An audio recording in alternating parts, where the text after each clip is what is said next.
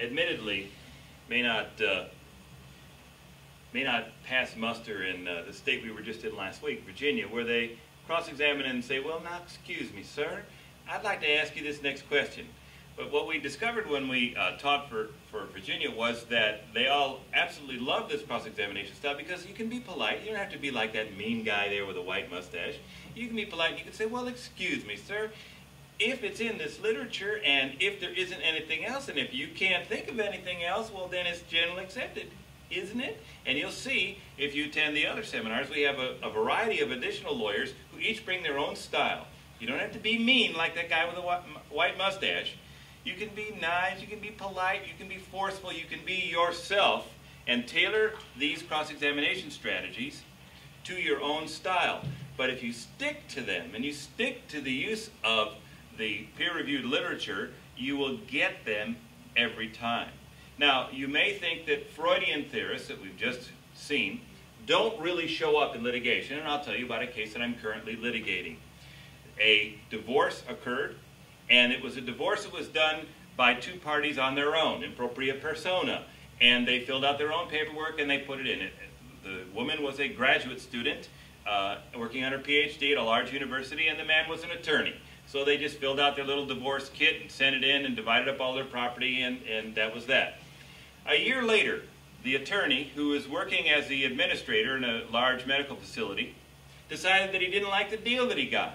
She got custody, and she got this, and she got that. He didn't like it.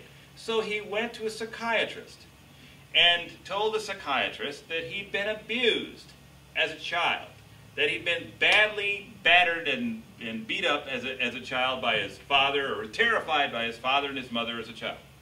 And that his wife, who was a good-sized woman, pushed him around, and that caused him to have flashbacks. Well, the Freudian-based psychiatrist, remember we talked to you about preconceived notions earlier. The Freudian-based psychiatrist said, well, of course, the experience of being pushed around by your wife caused you to have these flashbacks, and then not to be able to have your judgment fully intact so that you could enter into a proper contract in your divorce, and wrote a letter to that effect, and the guy used it in his motion to have his divorce judgment set aside.